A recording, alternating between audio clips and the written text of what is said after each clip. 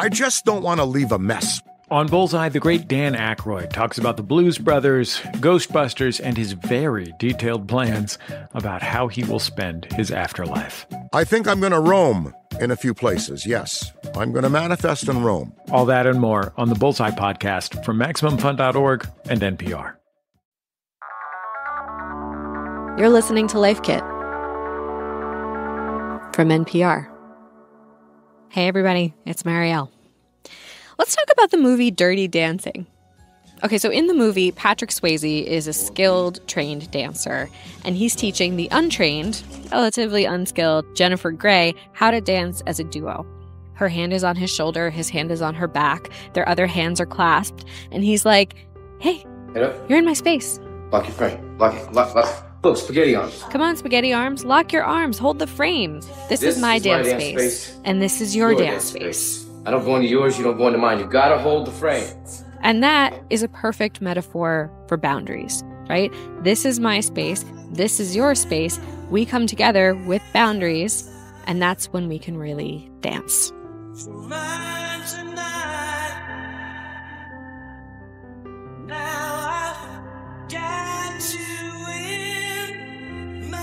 I did not come up with this metaphor, by the way. I heard it on a psychology podcast. They saw it on Instagram. It goes back at least 10 years, as far as I can tell. But I bring it up now because I think it'll be a useful visual as you listen to this episode about codependency. I'll be honest, I had heard the word codependency before, but I didn't really know what it meant until reporter Gina Ryder dug into it for us. For a long time, Gina says she would find herself up late at night stressing about her relationships. I can't think of how many times I looked on Google for insight. You know, it could be 11 p.m., it could be midnight or 1 a.m. My keywords were things like one-sided friendships, liking people that don't like me back, unhealthy workplace dynamics. I was just feeling so frustrated in all of my relationships, and I wanted answers. What these searches had in common is they were all situations where her needs weren't being met, where she was putting others before herself, saying yes when she wanted to say no, not respecting her own dance space, right? And not understanding what was hers to take on and what she should leave up to other people. She learned that those are characteristics of codependency.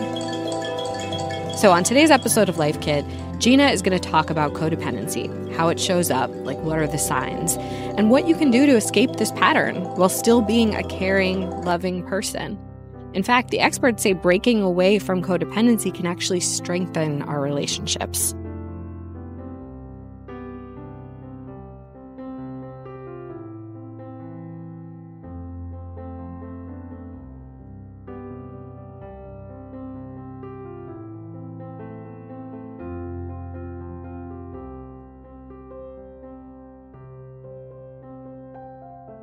The candidates for November are set. I know Donald Trump's type. Between now and Election Day, we are not going back. A campaign season unfolding faster. Kamala Harris is not getting a promotion Than any in recent history. Make America great again.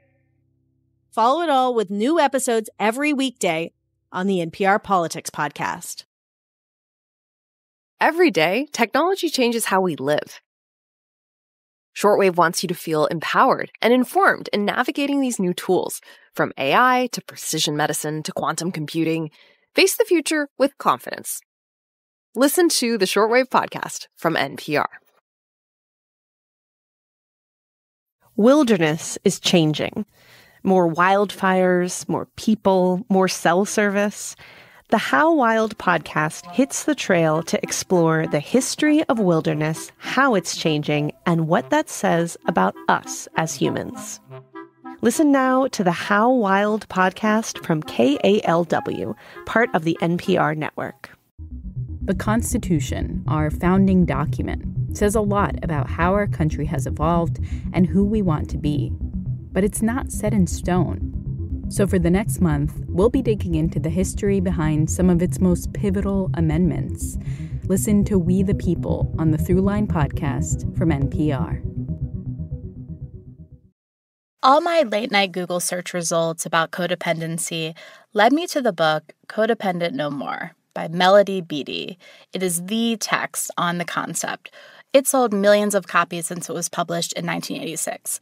Melody says definitions of codependency vary based on individual circumstances and a lot of other things, but here's one definition. People who have let themselves be affected by another person's behavior and may end up obsessed with controlling that person's behavior. You wrote that codependents are people who love other people more than they love themselves. What does it look like to love someone else more than yourself? Not being able to set the boundaries I need to set to take care of myself.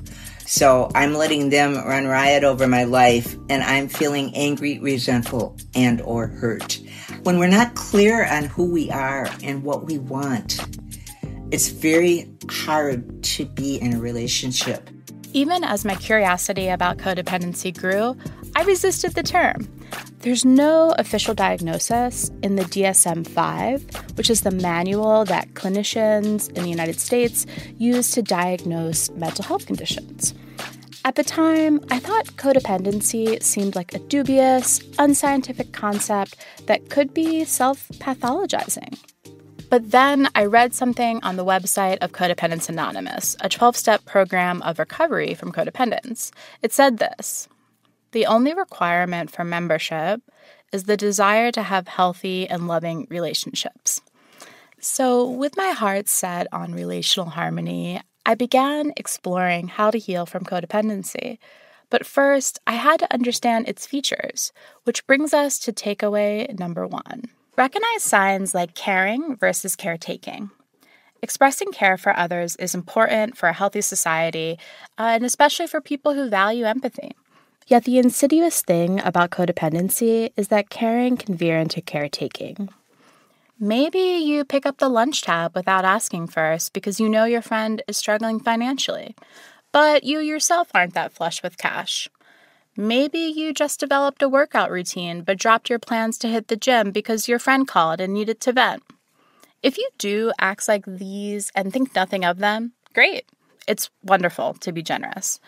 But if you feel safest when giving, if you find yourself abandoning your routine to rescue someone, if you feel resentful, if you're not communicating your needs, or if you feel anxiety about other people's problems, that's codependency.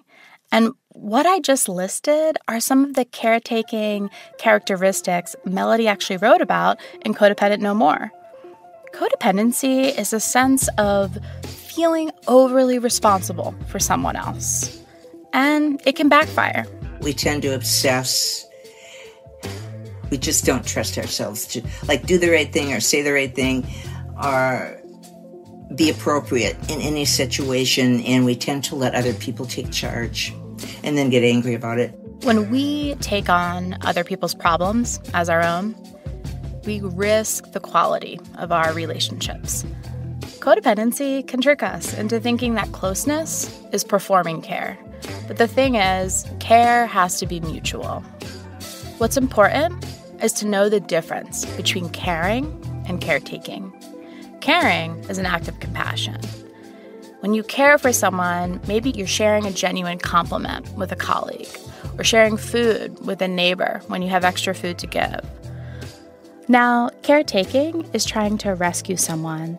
As Melody puts it, rescuing someone from the consequence of their own decisions. And just a quick note here, we're not talking about being someone's caretaker out of necessity, say during a loved one's medical emergency. This can be more subtle, like reassuring a coworker you can take on their extra work even when they mismanage their time, or watching a neighbor's kid every week even though you just agreed to do it once. Sometimes these caretaking behaviors can be developed from growing up with a parent who struggled with addiction or illness. For Melody, it was being married to an alcoholic, an experience that led her to pioneer the concept of codependency. In the 70s, Melody was studying to become an addiction counselor, a dream that was born after recovering from addiction herself. While working as a secretary at a treatment center in Minnesota, an administrator approached her about running a support group for families facing addiction. While leading these family groups, Melody saw herself in the people she was counseling. I started to see these behaviors in just about everyone. The caretaking, the not expressing feelings, the not having boundaries, the quiet self-hatred that ran like a drum beat through our lives. We each have our individual histories, and there is no escaping the idea that our pasts and our childhoods affect us. Sometimes codependency can be born out of caring for someone who really does need your help, whether or not addiction is involved. But that dynamic might seep into your other relationships. You might feel compelled to tend to others' needs before your own. And social conditioning can also leave women or people of color to struggle to say no or speak up. Really, anyone can be codependent. In a world that lacks compassion, caring about others sounds noble, and it is. We need a degree of concern for others to support our neighbors and loved ones. Yet, living life constantly compelled to help others, even when we ourselves need help, is unsustainable. With codependent caretaking, our identity and personal well-being are at stake. I understand that a lot of folks who struggle with codependency are rescuers or caretakers, and I'm wondering, what can they do to try to stop that over-involvement in other people's lives? It can be overwhelming, our amount of involvement with other people's lives, and the types of control we think we need to take to make them see it our way or do the right thing, or to even make the right thing happen in life. And it just, if we realize that it does not take that much, and sometimes it's like frying eggs, sometimes less is more. If we do too much, we ruin it. And that's how it is in relationships often. Too much turns it bad. Without being conscious of signs like caretaking, we can miss out on satisfying and reciprocal relationships. An important step is becoming aware of when you're being codependent and becoming curious about where this behavior comes from, which is our second takeaway. Takeaway number 2, practice observation and become aware. People might be familiar with codependency, thanks to TikTok, but might not know that they're struggling with it themselves. Popular culture, the movies, everything that's on television about relationships really reflect actually what is codependency. And so folks usually don't know that they're suffering from it. Looks normal.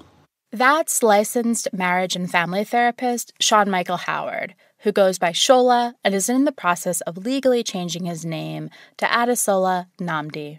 Shola says he'll see people experiencing the impact of codependency, but not be able to connect the dots. Kind of like me and my Google searches. They come in because they either have an innate sense that something is wrong. They're pointing to the job, to the career, to something outside of themselves. And so folks usually come in totally unaware, but knowing that something's gnawing at them. It may look like depression. It may look like anxiety. It may look like my ex. It may look like my mom. And that's the beginning of recovery. It's that awareness. When we're so focused on everyone else changing and getting other people to see things the way we see them, we can't see the roots of our behavior. How do people become aware of their codependent tendencies? The first place to go, always, always, always, is within ourselves.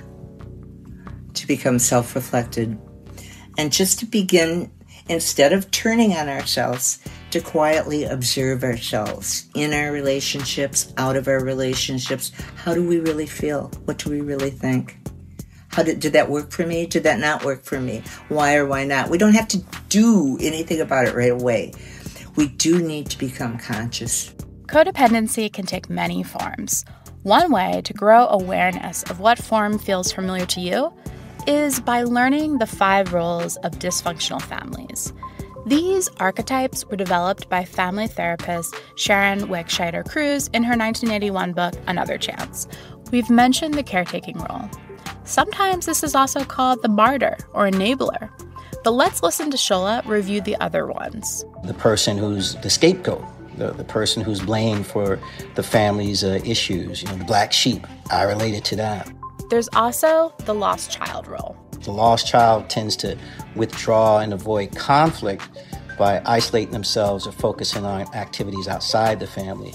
Then there's the hero or the perfectionist. And their role is striving for perfection and to mask the family's dysfunction and maintain a facade of stability. And then there's what's called the mascot.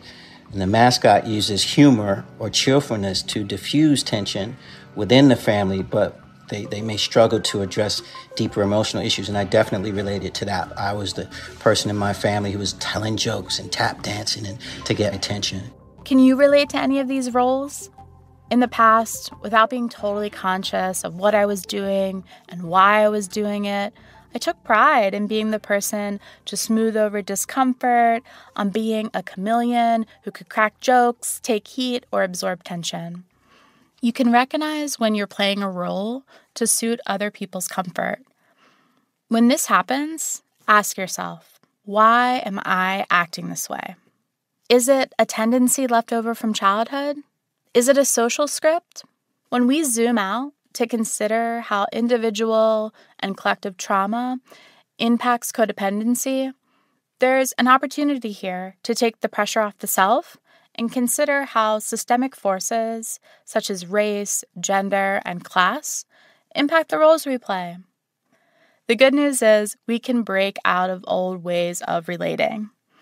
As we act more authentically, other people get to know us in new ways. Before we can experience an equal relationship grounded in who we really are, we have to love ourselves. Roll your eyes along with me, but looking inward with love had to be our next takeaway. Takeaway number 3. Take the focus off of other people and develop self-intimacy. Loving yourself is a process that can be rough for people who identify as codependent. Learning to love myself has been the most challenging process I've ever been through. Truly. It is, for someone embroiled in self-disgust and self-hate, learning to drop it all in the negativity and move into self-love can be very challenging, but it's so worth it. It's so worth it. And it's not just a practice we do once, like, oh, I found self-love. It's a place I need to go back to every day. To cultivate self-love, Melody turns to meditation. With a calm mind, she then asks herself 2 questions that I'm going to borrow. What am I going to do today that feels right? And what am I not going to do? Shola works with his patients on developing what's known as mentalization skills, which he says help you imagine the feelings and thoughts of others without judgment. Basically, it means knowing where you end and others begin.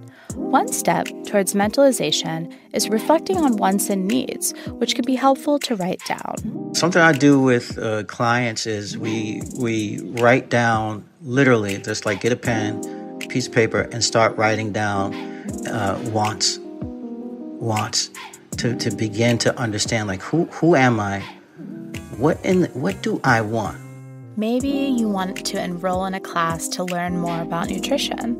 Maybe you'd rather work in financial planning than continue life as an English teacher. Maybe it's something more simple than switching careers or going back to school. Maybe you just want to garden more or schedule a weekend trip to the beach. Whether your desires reveal your deepest secrets or your most lighthearted wishes, knowing what you want and need and acting on that information can be the start to healthier relationships. Part of how I practice self-love is through affirmations. I'm not ashamed to admit it. Affirmations help me stop people-pleasing and not rely on others for self-worth. Most mornings, after I've journaled, I read from The Language of Letting Go. It's a book by, you guessed it, Melody Beattie. It has a short daily passage that includes a little affirmation-like prayer that I read aloud. Here's a recent affirmation. Today, I will let myself receive one thing from someone else, and I will let myself be comfortable with that. When I read that to Melody in our interview, she groaned. That's the thing I have so much resistance in my life to, is receiving. And it may be because with other people, receiving came with a cost. If we were going to receive, there was a pretty big cost with it. And we don't want to be that vulnerable again. Listen, it totally sucks, but it's 100% true. Vulnerability is necessary. We can't experience intimacy without it. It's possible that these self-compassion techniques can be what marks the transition from codependency to healthy love. It's been said that interdependency is the antidote to codependency. That is the goal. That is the dream. That is the solution. Yeah. Yes. Mm-hmm. What does it mean to be interdependent? Two people who come together who are independent, that's like the recipe for a successful, healthy relationship, that you and I are self-supporting through our own contributions. You have a job, you have your own life, you have your own hobbies, you have your own interests, you have your own friends, you have a complete life, which is also imperfect. And then we come together with our independence. We're able to function on our own. Then when we come together, there's I, there's you, and then there's this third entity, the us. Sounds nice, right? But how do we maintain recovery from codependency? How do we build interdependence? What else can we work on to go from bonds where one person gives and the other takes to a more give and take dynamic? We've got one word for you: boundaries. Takeaway number 4, let boundaries be your guide to releasing control. You can go to therapy, attend support groups, and say affirmations every day, but still be stuck in codependency. If this happens, it's okay. Shola recommends setting boundaries, saying no, and even changing up our language, which can have a powerful effect. So for the past 18 years, I've removed the word should from my vocabulary, because we're just up against this mountain of shoulds, what you should do, what you shouldn't do since we were kids. And on the other side of should is shame. And so we also get into vocabulary and eradicate the word should from the vocabulary. Stop saying can't. Like I no longer say I can't make it to your party. I say I'm not coming. Learning to set and enforce boundaries is a crucial step in recovering from codependency. Let's say a friend needs your support. You might tell them, I have a half hour to chat on my walk home from work. Do you want to share what you're going through around 5? This is a little bit better than taking the call at 10 and allowing the conversation to linger for hours when you have to get to sleep because you have an early meeting. Sometimes a crisis calls for a late night, but generally boundaries help us practice self-care. Not all boundaries are as simple as setting limits around our time. Boundaries can also be internal. They can be emotional, and they can be with ourselves. It goes back to each person's heart. You know, what are their intentions with this interaction? What are they hoping for? Are they trying to control another person? Are they trying to be an agent of spirit, bringing help? Examining intentions can be helpful. If we don't do that, it can be easy to revert to caretaking dynamics that we talked about earlier, like overgiving or overcommitting, or maybe even feeling used. Asking these questions can prevent resentment. Just be sure to be gentle with yourself.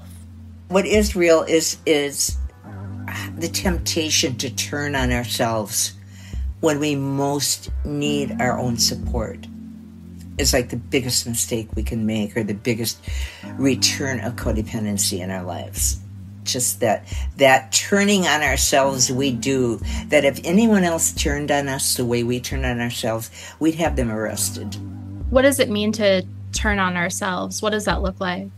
When we've not done what we deem to be our best, when we're scared, when we're vulnerable, instead of being supportive, and accepting ourselves, we will just go off like we were the person that talked the worst to us when we were a kid growing up. In my case, it was my mother. I would have the whole recitation of everything she ever said to me about what I couldn't do, what I did wrong, why I was suffering right now.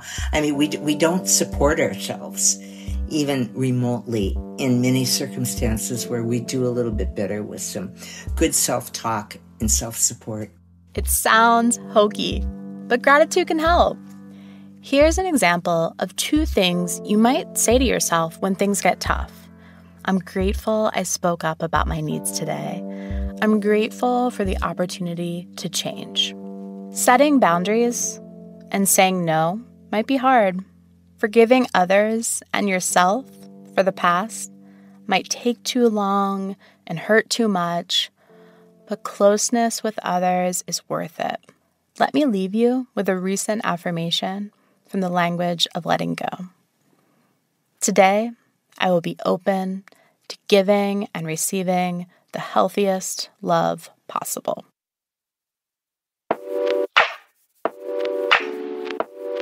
With gratitude, let's recap what we've learned so far. Takeaway number 1. Know the difference between caring and caretaking. Takeaway number 2. Practice observation and become aware. Takeaway number 3. Take your focus off of other people and develop self-intimacy. Takeaway number 4. Let boundaries be your guide to releasing control. That was reporter Gina Ryder. For more Life Kit, check out our other episodes. We've got one on how to start therapy and another on how to be a super communicator. You can find those at npr.org/lifekit. And if you love Life Kit and you stay up late at night, Googling us, trying to figure out when our next episode is coming, what we're doing, subscribe to our newsletter at npr.org/lifekitnewsletter. Also, we love hearing from you, so if you have episode ideas or feedback you want to share, email us at lifekit@npr.org. This episode of Life Kit was produced by Margaret Serino. Our visuals editor is Beck Harlan, and our digital editor is Malika Garib. Beth Donovan is our executive producer, and Megan Kane is our supervising editor. Our production team also includes Andy Tagle, Claire Marie Schneider, and Sylvie Douglas. Engineering support comes from James Willits, Tiffany Vera Castro, and Sina Lafredo. I'm Marielle Segarra. Thanks for listening.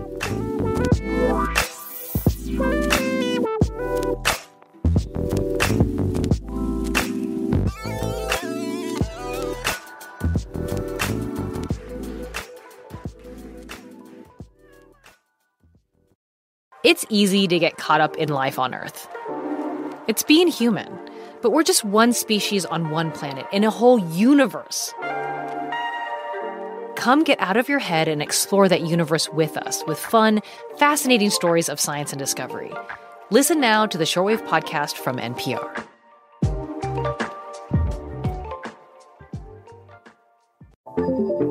When it comes to your health, Shortwave is a science show you can count on.